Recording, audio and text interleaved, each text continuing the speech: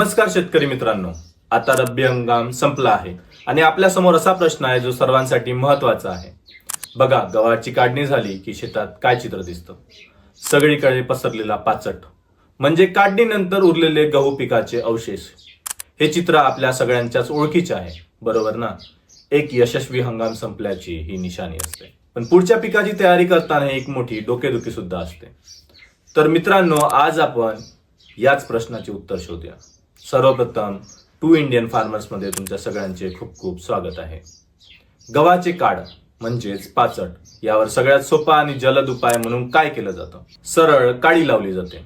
कमी वेळेत कमी मेहनतीत शेत साफ करण्याचा हा एक सर्रास मार्ग आहे, कारण पुढच्या पिकासाठी शेत लवकर तयार करायचे असते. पण खरंच हा सोपा मार्ग तितकाच फायद्याचा आहे का? जरा विचार करूया. पाचट जाळण्याचे धोके आपल्या सगळ्यांना माहीतच आहे. प्रचंड वायू प्रदूषण होतं, त्याचा त्रास आपल्यालाच होतो. अनेकदा ही आग हाताबाहेर जाते आणि शेजाऱ्यांच्या शेताचे मोठे नुकसान करते.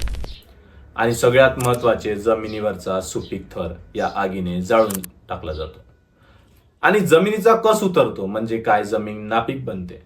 पण हे तर झालं वरवर दिसणारं नुकसान. याच्या पलीकडे एक मोठं लपलेलं नुकसान आहे.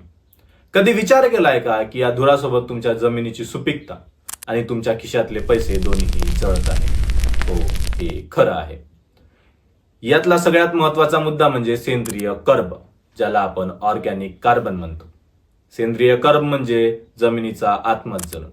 ज्या जमिनीत तो जास्त, ती जमीन जिवंत असते, भुसभुशीत असते आणि पाणी धरून ठेवते. पण पाचट जाळल्यामुळे आपण हाच मौल्यवान कार्ब जाळून टाकतो आणि मग जमीन निर्जीव बनते. निसर्ग आपल्याला एक मोफत पोषक तत्व देतोय, आपण त्याला स्वतःच्या हाताने जाळून टाकतोय. जे सोनं जमिनीची ताकद वाढवू शकतं ते आपण धूर करून हवेत उडवून देतोय.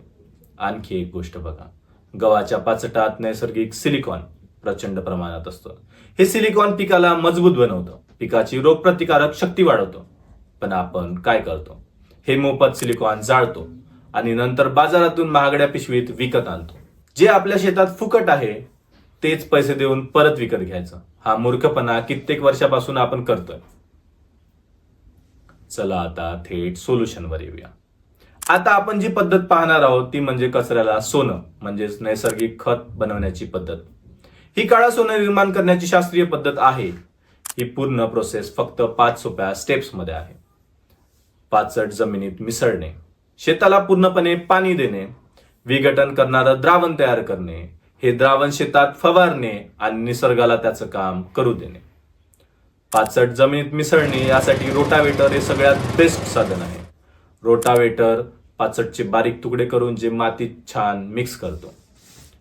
शेताला पूर्ण पाणी देणे, पाण्याशिवाय सूक्ष्मजीव कामालाच लागत नाही. पाणी म्हणजे त्यांच्यासाठी एक एनर्जी ड्रिंक आहे.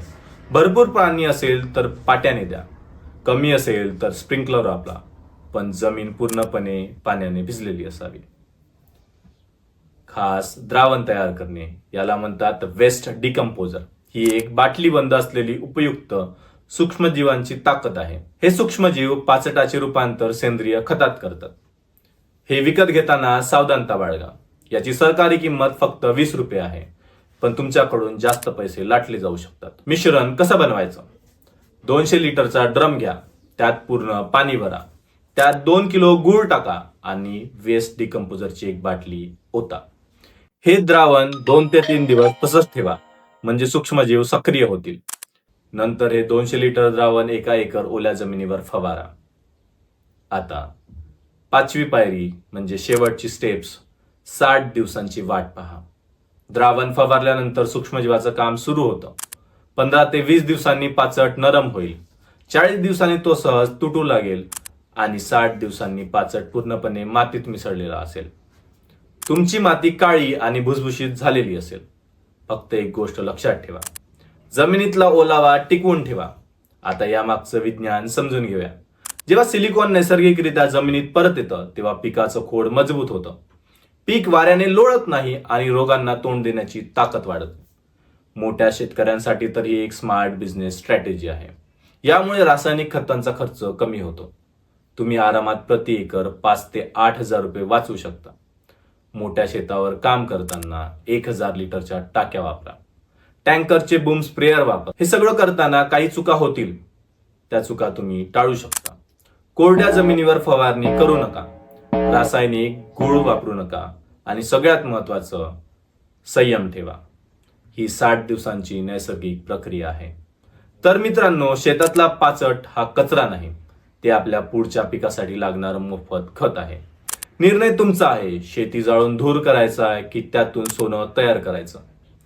आम्ही तुम्हाला हुशारीने शेती कशी करायची हेच सांगतो. माहिती आवडली असेल तर चॅनलला सबस्क्राईब नक्की करा. काही प्रश्न असतील तर कमेंटमध्ये विचारा आणि लाईक करायला विसरू नका. धन्यवाद. जय जवान, जय किसान.